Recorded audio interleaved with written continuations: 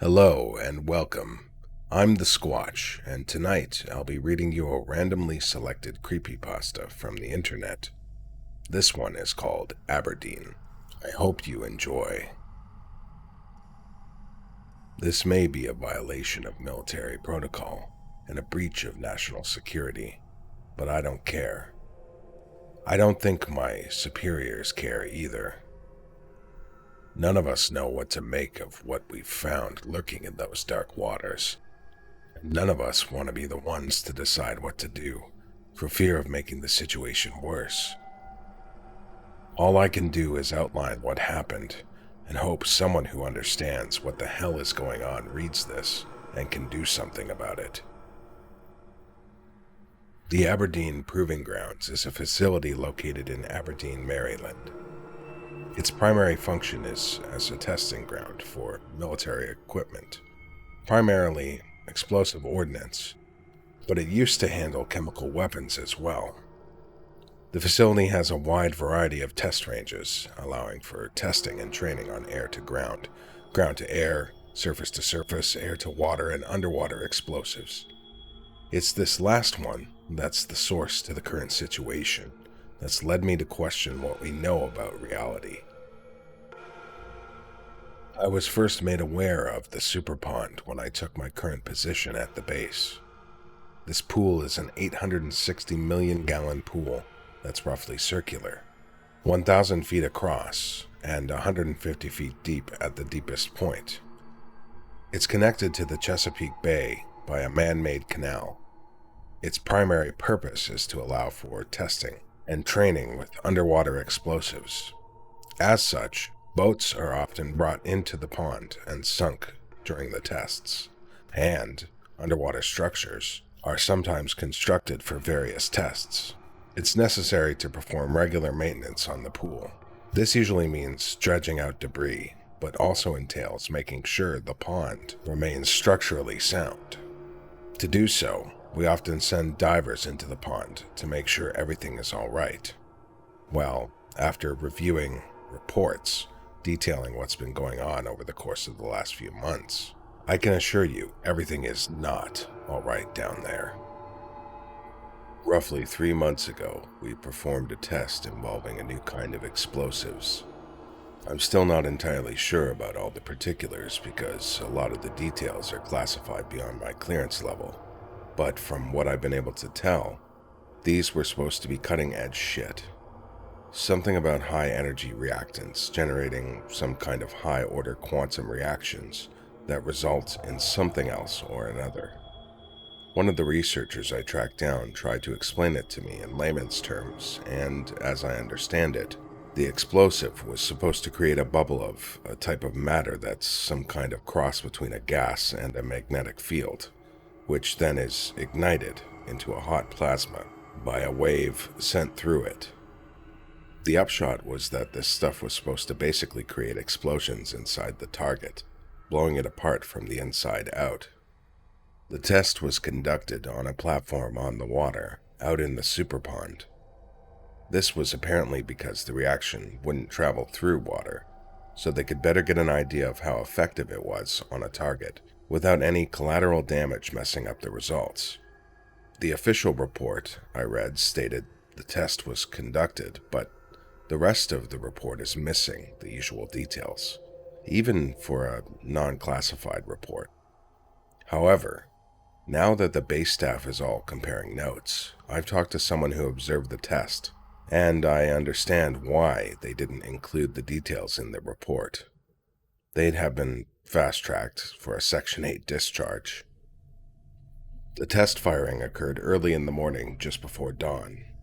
They had floated a metal barge with the test device in the center of the pond, and several sensors were arrayed on the barge and shoreline. When they flicked the switch, the observer said there was a delay before the explosion, but in the delay, he swears he saw an air ripple travel inward towards the device before a bright flash and a loud boom. Waves kicked up, and the barge was tossed about. However, when they could see the barge again, it appeared to be totally intact, without so much as a scorch mark on its surface, while the explosive device was no longer visible. While this was deeply unusual, it wasn't until they pulled the barge into the canal dock that they saw how weird it was. Apparently, when they pulled the barge out of the water, they discovered the bottom of it had a huge crater in it. It resembled an exit wound from a gunshot, but there was no hole on the other side of the plate, not even a pinhole one. The explosion apparently had occurred under the device, just under the surface of the metal barge, and traveling downwards into the water. The test sensors showed the flash of light had unusual qualities, something about contradictory wavelengths and impossible color band gaps. Testing of the barge and air around the site showed no signs of radiation or particulates, but did register an unusual pressure wave in the instance between the trigger and the actual explosion. The scientists marked the test as a failure, but said the data would be enough to keep them busy for a while.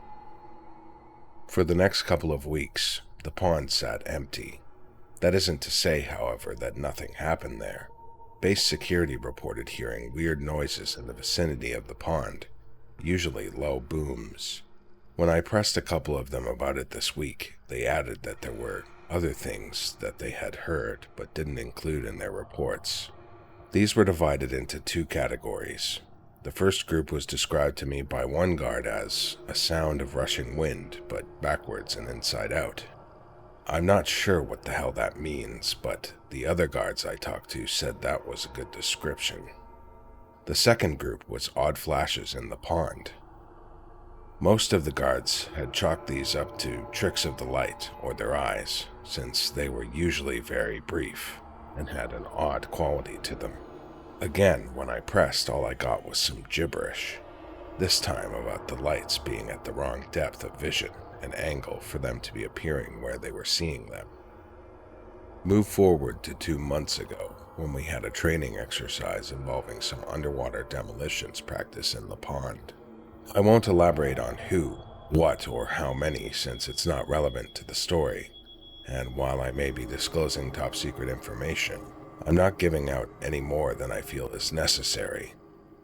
What I will say is the people involved in the operation were people I would consider very level-headed, calm individuals, whose job description involves remaining cool under pressure and relaying accurate information about their surroundings under pressure. So please understand that when I relay this next part of the story. We had dropped an underwater structure designed to be a mock-up of something else, of their target into the center of the pond, and their training was to make the dive, ascertain how the target had settled, and demolish it with the minimum amount of surface disturbance. This meant, necessarily, that they would have no data about conditions at the bottom of the pond. To further enhance this, we'd postponed a couple of maintenance dives till after the operation in order to ensure there was no data about the actual conditions down there. The trainees were to dive into the canal and make their way into the pond and to the target site with no surface contact until after the operation had been completed. That particular exercise went off without a hitch, but the reports filled by the team detailing their dive were deeply troubling. It started with a section about the unusual currents the team had encountered upon entering the lagoon. Cross currents, eddies, and the like. Not the conditions you'd expect in a man-made pond with only one connection to tidal water. A couple also noted unusual temperature variations over the course of a couple of yards, but most disturbing was the report from the team leader, who had included a bit on the excellent job we'd done in giving them an unexpected situation to work through. The addition of coral reefs to the bottom of the pool had forced them to circumnavigate their way to the target, and was the type of thing that could catch a team off guard in the field. He did note, however, that whatever we'd painted them with killed the effectiveness some, because it had glowed faintly in a variety of colors, making it easier to avoid them in dark water. This was startling because we'd put nothing down there like that. Moreover, this was a man-made body of water. It was far too cold for coral to grow in, besides. After reviewing these reports, the maintenance team decided to send a diver down to see what the hell was going on down there. Armed with an underwater camera and full dive gear, he descended into the center of the pond just after noon. Around 12:45, there was a long, low booming sound, and waves formed on the surface of the pond. The diver became unresponsive to tugs on his safety tether at this time, and the decision was made to pull him up. At 12:52, he was hauled from the water, and it soon became clear he was dead. His underwater camera was missing, and he looked like he'd been struck by a truck. His body was a rag doll, and the autopsy would show that almost every bone in his body was broken. Not just broken, but splintered, actually.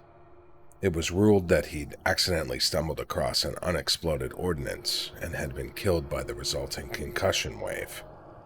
Underwater explosions are even more dangerous than on the surface, because water is a far better conductor of pressure and increases the force of the explosion beyond what it would be in open air.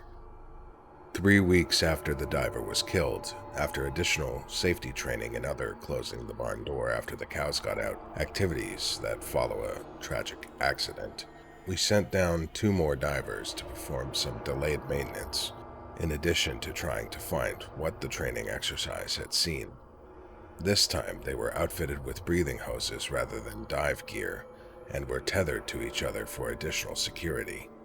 Everything was going smoothly until 2:15 p.m., when I observed unusual lights under the surface of the water in what I judged to be the vicinity of our divers. What I noticed most about the lights was the quality of their light.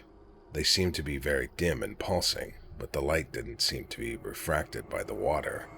It was like I was looking across a very wide, empty field at a candle flame. The lights seemed to move slowly, and it was impossible to tell how many of them there were. They simply moved closer together, encircling something.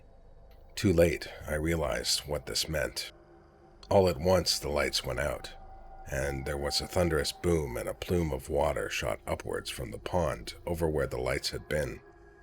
I'd been too mesmerized by what I was seeing, and I will never, ever forgive myself for failing my 2 fellow servicemen that day. When we pulled them up, miraculously, one of them was still alive, despite massive blunt force trauma wounds. As we rushed him to shore, he strained to speak, but all that came out were broken whispers about living lights and growing down there. By the time they managed to get him to the hospital, he had succumbed to his injuries. After this, the brass at the base went into full damage control mode. No one was allowed in the pond till the situation had been evaluated. Of course, how they planned to do this without going down there was anyone's guess. As the safety reviews and records searches of what had been tested in that area of the pond were undertaken, I came to a decision. I had made a terrible mistake that had cost the lives of 2 men, and I somehow had to atone. A review of the previous month's accident confirmed my suspicions. The incidents had occurred in roughly the same area, and so I decided to take a blind, guilty shot. A late-night dive, with only a single light, would prove to me that my decision had been the correct one. I was on the floor of the lagoon for less than 30 seconds before I found what I'd been looking for.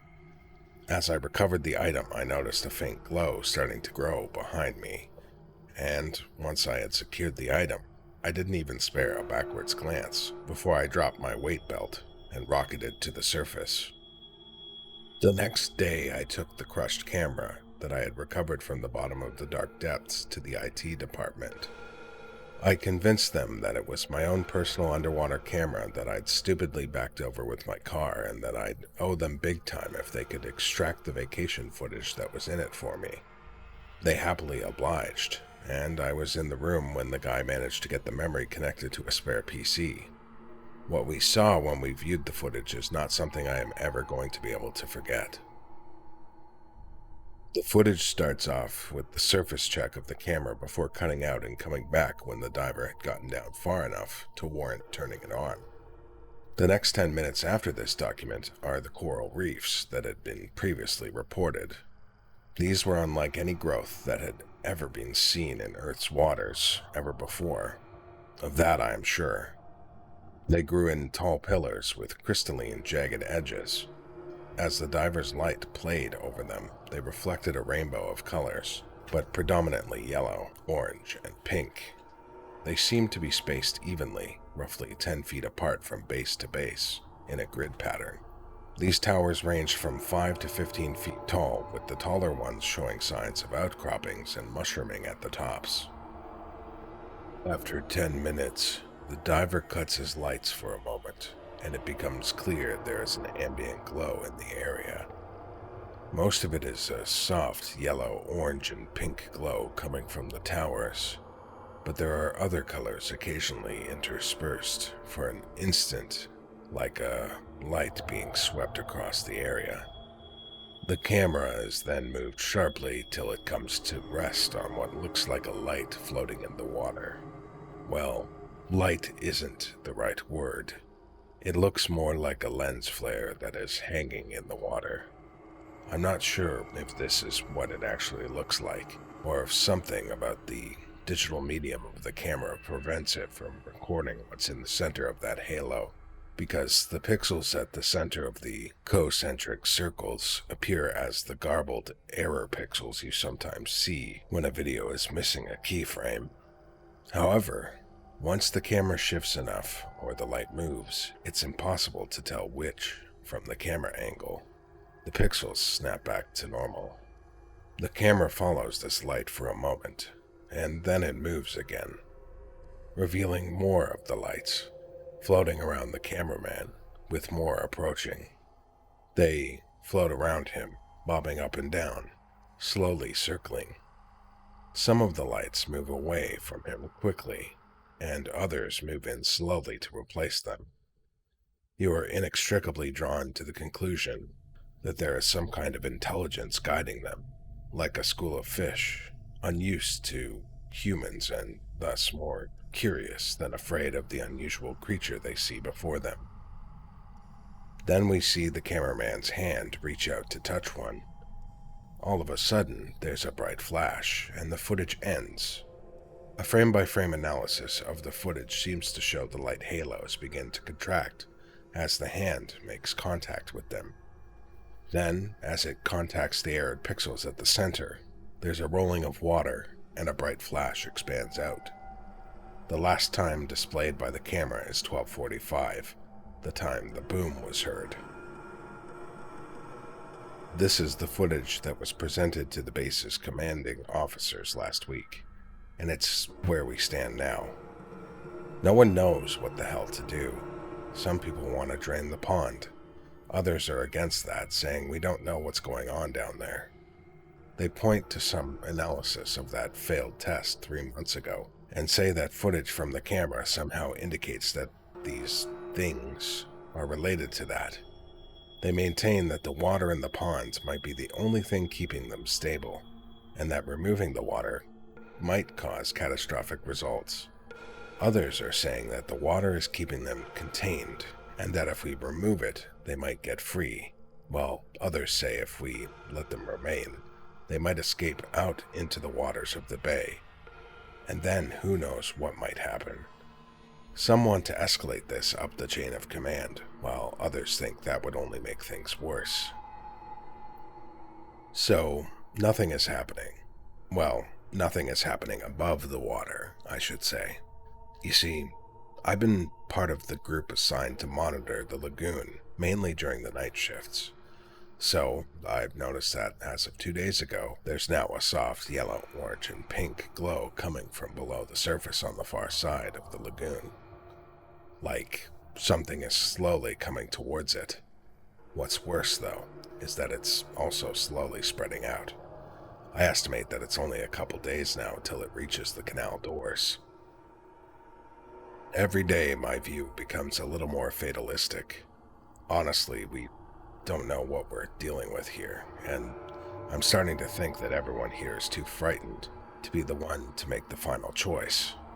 Maybe the growth will stop at the doors. Maybe the light things really can't exist outside of the water. Maybe it'll all stay below the waterline. I think our only hope is that inaction is the right choice, because I'm starting to think that when it comes to looking into the face of the unknown, the action we humans prefer is to hide our eyes.